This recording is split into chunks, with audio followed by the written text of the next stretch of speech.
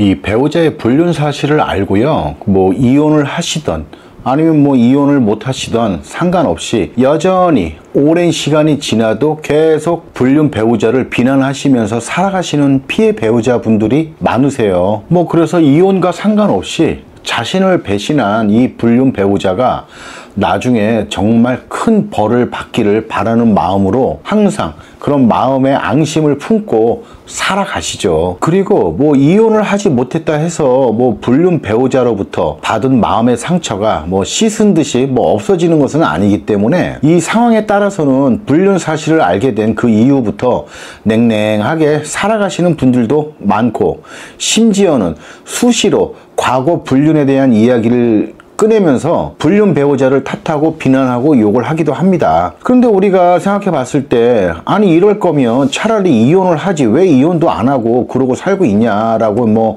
하시는 분들도 계시겠지만, 현실은 그렇지 않습니다.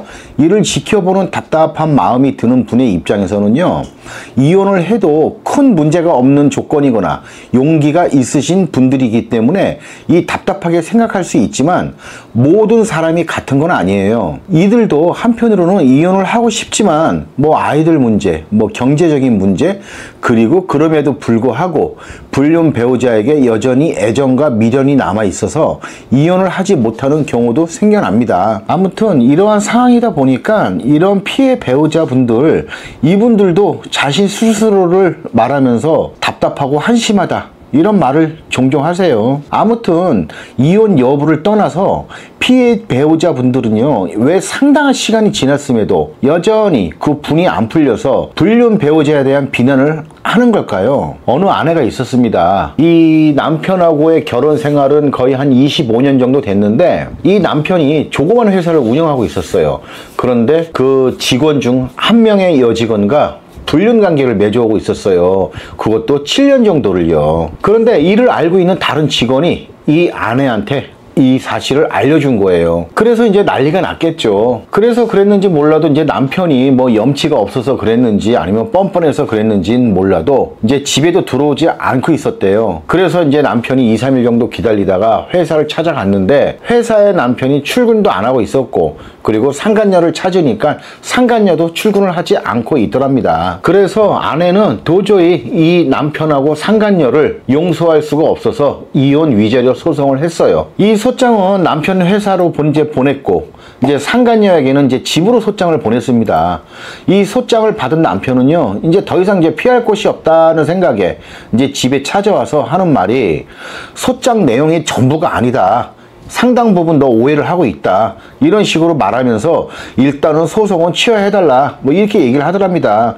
뭐 당연히 아내는 들은 척도 안 했죠. 그냥 남편한테 너 더러우니까 당장 이 집에서 나가라 라고 말했고, 아이들 또한 아빠를 그냥 본체만치 하면서 각자 자기 방으로 다 들어가 버리더랍니다. 그렇게 또 한 달이 지나서 남편은 회사에서 극단적인 선택을 했어요. 알고 봤더니 상간녀의 남편 또한 이 사실을 알고 남편의 뺨을 뭐 서너 차례 뭐 갈기면서 뭐 매장을 시켜버리겠다, 뭐 어떻게 해버리겠다, 이런 식으로 좀 협박을 했던 것 같아요. 그 상간녀의 남편 또한 뭐 엄청난 충격을 받았기 때문에 뭐 이 정도는 충분히 할 수 있는 일이라는 생각이 듭니다. 하지만 문제는 상간녀의 태도였어요. 이 상간녀가 돌변해버린 거예요. 상간녀는요, 남편의 편에 서서 자신은 뭐 싫다고 했는데 사장님이 계속 강요를 하고 만나자고 요구를 해가지고 자기가 거부하기가 너무 힘이 들어서 반강제적으로 만나왔었다, 이런 식으로 이제 말을 했다고 해요. 이제 남편은요, 집에서도 상간녀에게서도 다 버림을 받으니까 아무데도 갈 곳이 없어져 버렸고, 결국 그렇게 자신을 비관하면서 극단적인 선택을 한 것이죠. 그런데 이 장례식장에서요, 이 남편의 형제들이 찾아와서 아내한테 네가 죽인 것이랑 마찬가지다 라고 말하면서 막 쌍욕을 하면서 장례식장에서 막 난리를 쳤다고 해요. 그러면서 남편 재산 너 상속 받을 자격이 없으니까 넌 상속 포기해라, 뭐 이렇게 얘기를 하더랍니다. 그리고 어쨌든 뭐 장례 절차가 다 끝나고 나서 이제 그 아내분이 이제 오셔서 이제 하는 말이 그랬어요. 정말 막 눈에 도끼가 막 품어져 있더라고요. 그러면서 한다는 소리가, 이 쌍놈의 새끼가 뒤져서도 자기를 이렇게 스트레스 받게 한다, 이렇게 얘기를 하시더라고요. 대부분의 사람들은 그래도 뭐 살아있을 때 어떤 짓을 했던, 또 죽으면 또 안타까우니까 그 죽음 앞에서는 좀 숙연해지는데, 이 아내는 전혀 그렇지 않았어요. 여전히 악감정이 남아가지고 심지어는 확 지옥이나 가버려라 이렇게 얘기를 하시더라고요. 저는 그때 그 아내분이 이제 돌아가시고 나서 이제 그런 생각을 했어요. 그 남편이 그때 한번 찾아와가지고 정말 진심으로 잘못을 뉘우치고 용서를 구했다면 지금 아내가 이러했을까 이런 생각이 들더라고요. 아무튼 이 납골당에는요 뭐 아내는 물론이고 자식들도 한 번도 찾아가질 않았답니다. 그냥 남편은 이 세상에 없었던 사람이 된 거예요. 참 안타깝고 너무나 좀 참담한 결과가 아닌가 하는 생각이 들더라고요. 이 또 다른 어느 남편이 있었어요. 이 아내가 불륜을 저지르고 있다는 사실을 알게 되었어요. 이 아내는 계속해서 남편한테 오해다, 당신이 알고 있는 그런 게 아니다 이렇게 말하면서 계속 핑계를 대기만 했어요. 이 모텔 출입을 확인했는데 아내는 너무나 우습게도 날이 너무 더워가지고 땀이 그냥 비 오듯이 흘러서 옷이 다 젖어서 샤워만 하려고 간 것뿐이라고 했습니다. 이 모텔을요. 그리고 일체 당신이 의심하는 그런 행동 일체 안 하고 시원한 물로 샤워하고 그리고 에어컨 틀어놓고 시원한 음료수를 마시고 온 게 전부라면서 엄청 억울해했어요. 그러니까 이 남편이 이 모습을 봤을 때 그 아내가 얼마나 사악해 보였겠냐고요. 결국 뭐 남편은 그래도 아이들 엄마인지라서 이혼 소송은 하지 않았고 상간남을 상대로 해가지고 이제 소송을 해서 당연히 이제 승소를 했죠. 근데 이 승소 판결 이후에도 아내는 계속 상간남하고 성관계를 가진 사실이 전혀 없고 오로지 오해일 뿐이다 이 말만 계속 되풀이하더랍니다. 남편은 그렇게 아내하고 이제 협의 이혼했고 아이들은 남편이 키우고 있었어요. 그런데 아내는 이혼 후에도 계속 아이들을 이제 만난다는 핑계로 남편 주위를 좀 맴돌면서 남편 생일날 미역국을 끓여가지고 아이들에게 보내기도 했습니다. 하지만 남편은 그 미역국을요 그냥 그대로 그냥 변기에 버려버렸대요. 그리고 아이들한테도 절대로 이런 거 받아오지 마라 라고 이제 말했다고 합니다. 그 이후에도 남편은 계속 아내를 욕했어요. 뭐 더러운 년, 나쁜 년 이러면서 많은 욕을 했다고 했습니다. 평소 남편은요 이 온순하고 차분한 성격이에요. 그랬는데 불륜과 관련된 소재로 하는 방송을 보잖아요. 그럼 또 그때는 또 열이 받아가지고 아내의 욕을 하면서 막 더러운 년이다 막 이런 욕을 많이 했다고 하더라고요. 그러면서 왜 저런 인간들은 벌도 안 받고 사냐 이렇게 얘기하면서 이 간통죄가 폐지된 우리나라의 법까지 거론하면서 한탄을 했다고 했어요. 아무튼 뭐 이혼하고 뭐 1년이 지나도 2년이 지나도 이 아내에 대한 악감정은 계속 여전했습니다. 이렇게 이혼한 지 이제 4년이 지난 어느 날이었어요. 이 아내로부터 연락이 왔답니다. 그전에는 이제 차마 아내가 무서워서 남편한테 연락을 못했던 것 같은데 그날 연락이 왔대요. 그러면서 하는 말이 아이들 문제로 잠깐 좀 만나자 이렇게 연락이 왔답니다. 그래서 이제 남편은 거절을 했죠. 내가 너 따위하고 무슨 애들 문제로 상의할 게 있어서 만나느냐. 너 없어도 우리 애들 잘 자라고 있으니까 신경 쓰지 말아라 이렇게 얘기를 했답니다. 그래도 아내는 계속 한 번만이라도 좋으니까 한 번만 만나달라 이렇게 애원을 하더랍니다. 그래서 남편이 이제 동네 근처에 있는 커피숍에서 이제 만나기로 했고 이제 만났답니다. 그랬는데 이 아내 얼굴이 그냥 푸석푸석해 보이더래요. 그 전에 이혼하기 전에는 그래도 막 얼굴에 뭐 이렇게 발라서 그랬는지 몰라도 그냥 얼굴이 번지르르 했는데 이혼하고 나서 4년 만에 보니까 얼굴이 굉장히 푸석푸석해 보이더랍니다. 그러면서 이제 아내가 약간 떨리는 목소리로 잘 지내고 있냐 이제 이렇게 물었는데 이 남편이 그 말에 갑자기 성질이 나더랍니다. 네가 그런 걸 물을 자격이 있느냐. 이제 와서 내가 잘 지내든 말든 네가 무슨 상관이라고 이딴 걸 묻는 거냐. 이제 이러면서 막 쏘아붙였다고 했어요. 그런데 사실 남편은요 아내하고 이제 아이들 문제를 잠깐 이야기하고 정말 아무렇지 않은 척 이제 너 따위는 나에게 있어서 아무것도 아니다 이런 느낌을 주도록 냉정하고 차분하게 이야기만 잠깐 하고 오려고 했다고 했어요. 그런데 이제 아내를 보자 이제 또다시 이제 감정이 막 치고 올라왔고 아내 뭐 잘 지내냐 이 말에 자신도 모르게 이제 또다시 이제 분노가 차올라서 이성을 잃게 되어버렸다고 하더라고요. 그러자 아내가 갑자기 커피숍에서 남편 앞에 무릎을 꿇고 눈물을 흘리면서 용서를 빌었다고 했어요. 남들이 뭐 쳐다보든 말든 이제 아내는 그런 거 신경 쓰지 않고 그냥 무릎을 꿇은 상태에서 눈물을 흘리면서 무조건 자신이 잘못했다. 그때는 정말 이혼 당할 것이 두려워서 인정할 수가 없었고 그럼에도 불구하고 이혼을 했지만 그 뒤로도 계속 당신 마음이 돌아설지도 몰라 인정을 못하고 계속 핑계만 댔었다 이렇게 얘기를 하더랍니다. 그런데 뭐 이혼한 지 이제 4년이 지났 지난 현재도 남편의 마음이 돌아서지 않았고 여전히 아내 자신을 미워하고 이제 저주하는 것이 너무 마음이 아프고 괴로웠다고 하더라고요. 그러면서 이제서야 사과를 하며 용서를 구하는 것이다. 이렇게 하면서 무릎 꿇고 울면서 자기 자신의 잘못을 인정을 하더라고요. 근데 그 남편이 그 다음날 저한테 전화를 했어요. 그리고 하시는 말씀이 실장님 저 4년 만에 사과를 받았어요. 이렇게 얘기를 하시더라고요. 그러면서 이제 그 전날에 어떠한 일이 있었는지 이야기를 해줬어요. 그러면서 처음으로 아내의 편을 들어서 얘기를 하더라고요. 한다는 소리가 자기도 그때 겁이 났었겠죠. 뭐 그래서 그렇게 거짓말 하면서 둘러댄 것 같아요. 원래 사람이 좀 소심하긴 해요. 그런 사람이 무슨 용기로 바람을 폈었는지 참 이렇게 얘기를 하더라고요. 그 이후로 이제 남편이 아내와 사이가 좋아진 것은 아니지만요. 남편은 더 이상 아내의 욕을 하지 않았어요.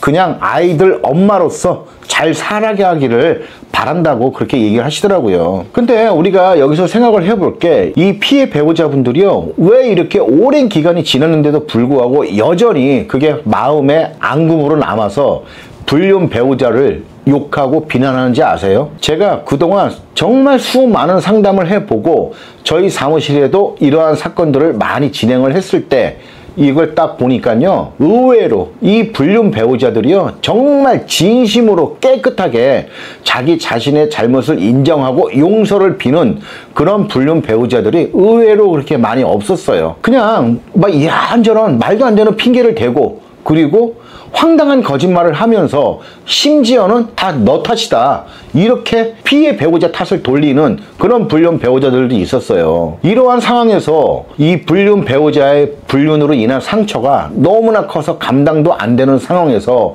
오히려 이런저런 빠져나가기 식의 거짓말을 하고 오히려 너 탓이다라고 얘기하니까 그 충격이 더더욱 커지는 거죠. 이러한 상황에서 그 불륜 배우자가요, 뻔뻔해 보이고 정말 혐오스럽게 느껴질 수밖에 없습니다. 내가 여지껏 저런 인간을 보고 살았었나 라는 어떤 이런 자괴감도 엄청 크겠죠. 그래서 이 불륜 배우자들이 벌받고 살아가기를 바라는 겁니다. 그렇기 때문에 이 불륜 배우자들은요, 이 자신의 불륜 행위에 대해서 정말 진심으로 이 피해 배우자에게 사과를 하며 용서를 구해야 하는 거예요.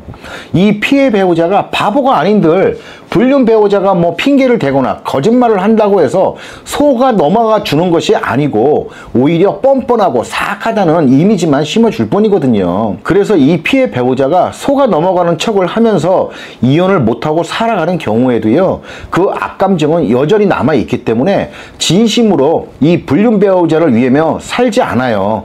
이런 경우가 굉장히 많습니다. 이렇게 살아가는 어느 노부부가 있었어요.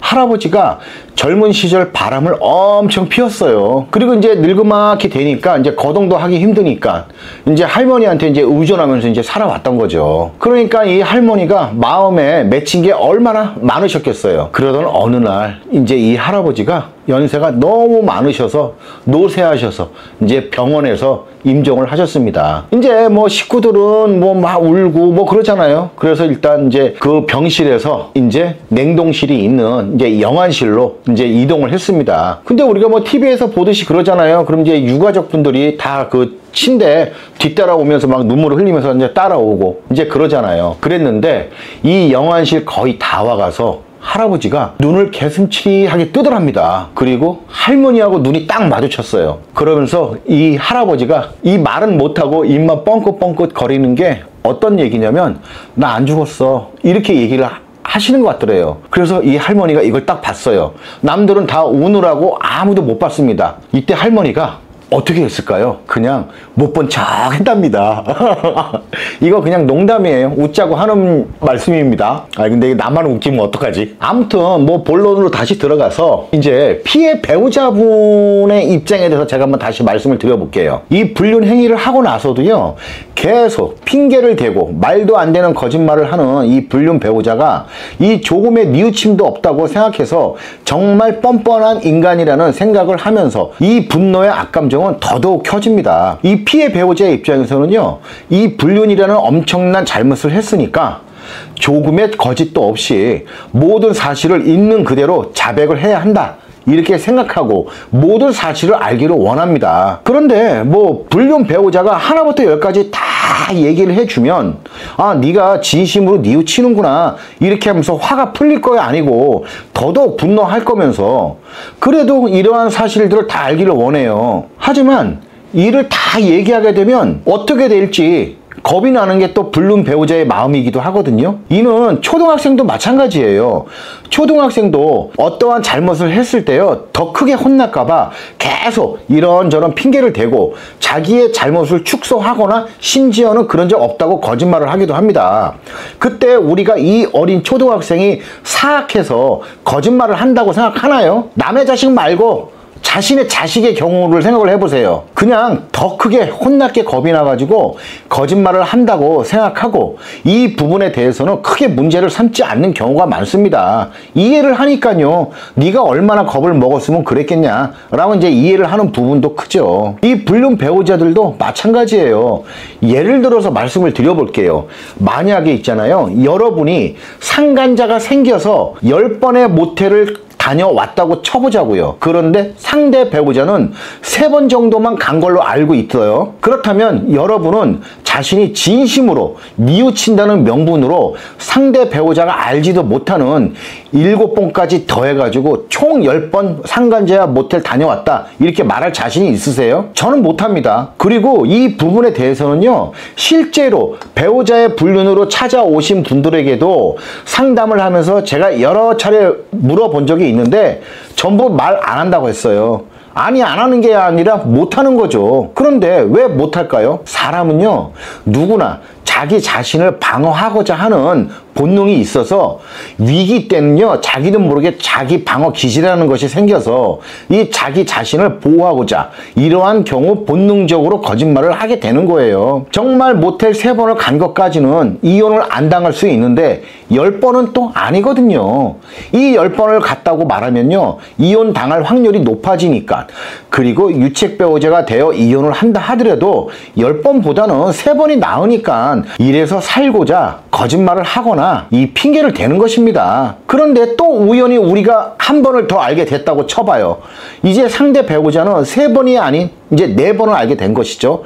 이때는 또 분노의 감정이 또 한 번 생겨납니다. 정신도 못 차리고 너 계속 거짓말한다 이제 이거겠죠. 하지만 좀 전에 말씀드렸듯이 이는 어쩔 수 없이 말을 못하고 있는 것일 확률이 매우 높아요. 물론 불륜 사실을 알게 된 그 이후에 새로운 불륜 사실을 다시 알게 됐다면 그때는 그 불륜 배우자는 구제불능이고 완전 개쓰레기입니다. 이건 맞아요. 이때는 여전히 정신 못 차리고 넌 계속 불륜짓만 하고 돌아다니겠구나 이렇게 판단해도 무리는 없습니다. 하지만 이 불륜 행위를 알고 난 이후 그 전에 있었던 불륜 행위에 대해서는요, 내가 새로운 걸 알게 됐다 하더라도 어느 정도는 이해를 좀 해줘야 되지 않을까 하는 생각이 들어요. 왜냐면 자기도 살아야 되니까.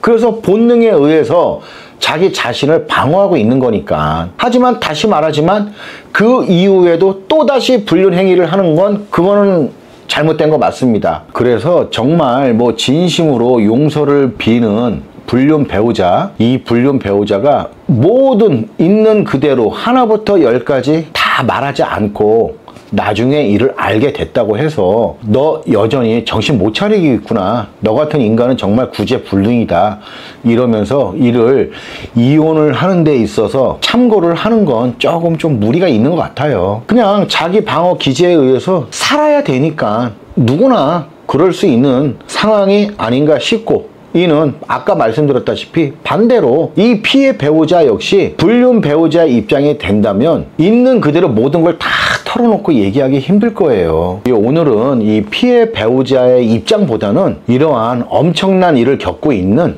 이 부부의 입장에서 말씀을 드렸습니다. 끝.